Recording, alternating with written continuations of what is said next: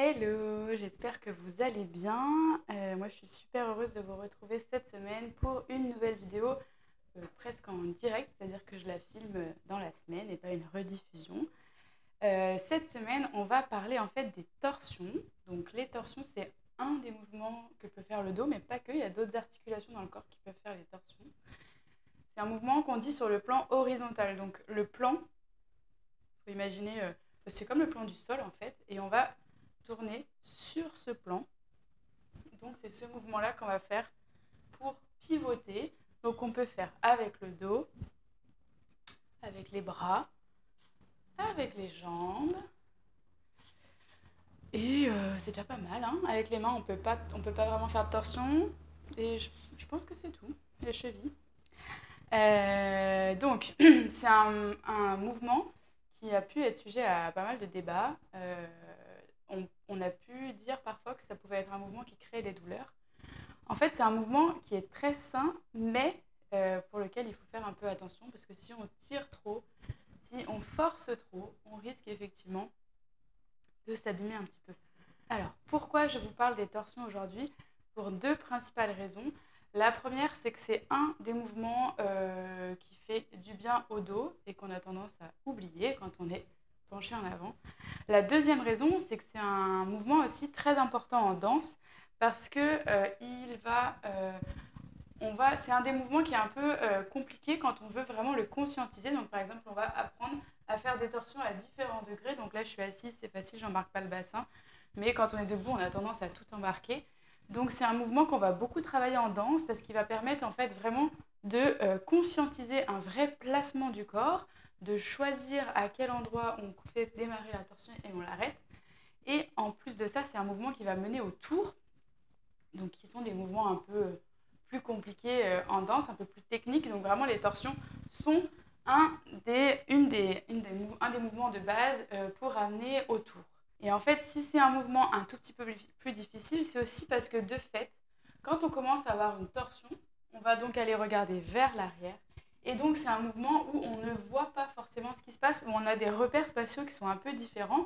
Donc, quand on veut décider d'avoir le bassin qui reste en avant alors qu'on va voir vers l'arrière, il s'agit vraiment ici d'un travail de sensation, de perception, et pas seulement un travail de visuel comme quand je vais pencher en avant. C'est vrai que je vais avoir tendance à voir si mon bassin il est fixe ou si au contraire il bouge et il se laisse embarquer par le mouvement.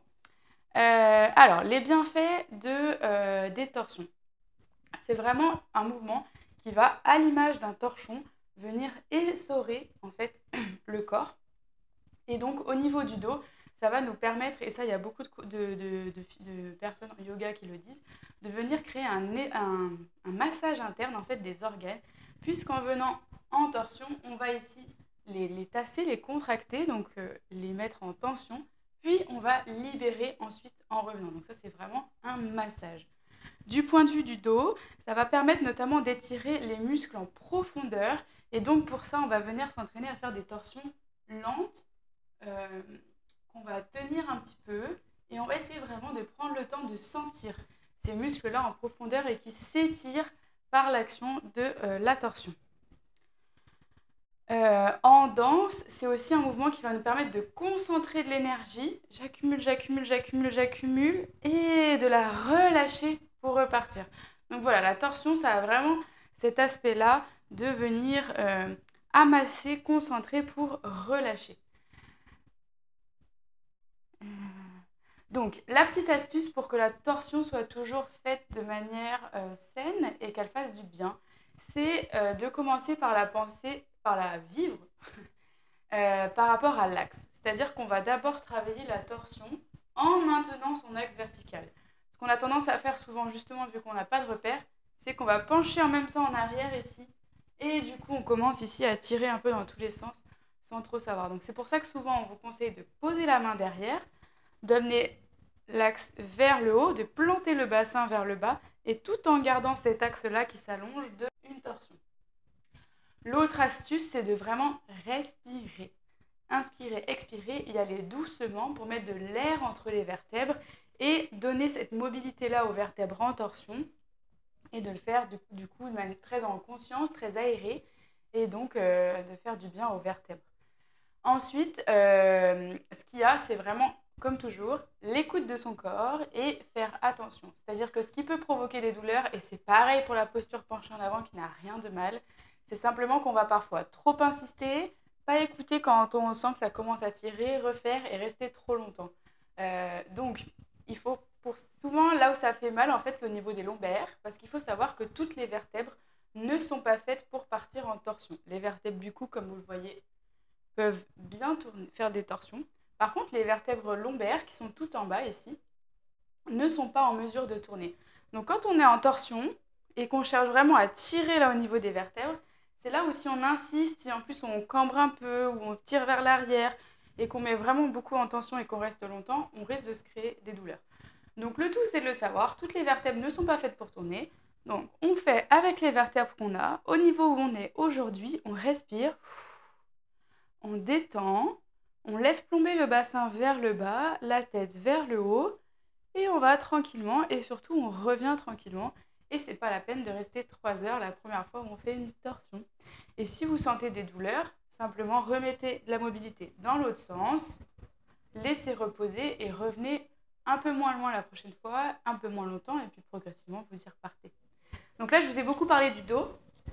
Les torsions, c'est aussi dans les pieds, donc c'est ça qui va nous permettre de travailler l'en dehors et dans les bras. Donc comme vous le voyez, c'est aussi ça qui va nous permettre de jouer avec les formes et en danse d'apporter du mouvement très chouette.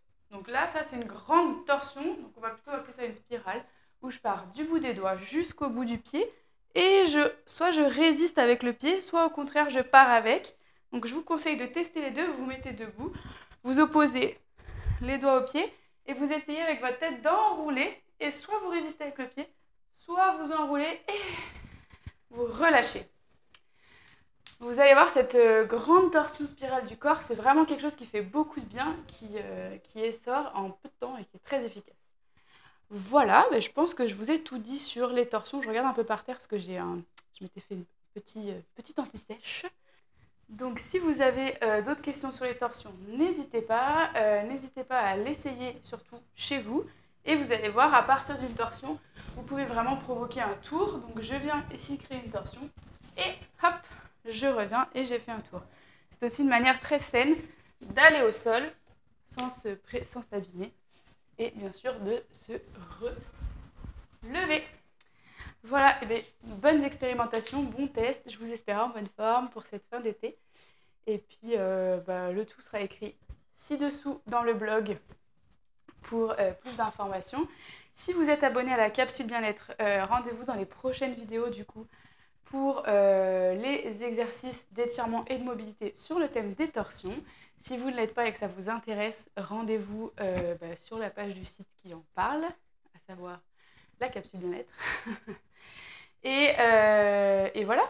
Et si vous avez envie d'aller un peu plus loin, n'hésitez pas à télécharger votre cahier de vacances de la danse qui est 100% gratuit. Je vous ai préparé un petit exemplaire.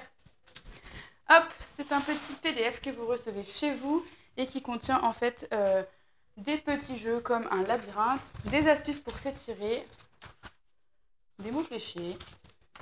Il y a aussi une petite capsule bien-être gratuite qui vous permet donc de tester un peu c'est quoi la capsule bien-être, des inspirations de musique, bref, des petits jeux, des informations, voilà. Si ça vous intéresse, c'est 100% gratuit et c'est à retrouver sur le site /vacances où à mon avis il y a le lien en bas du blog ou un peu partout. Il est disponible encore un bon moment et voilà. Je vous souhaite une bonne journée et je vous dis à très vite.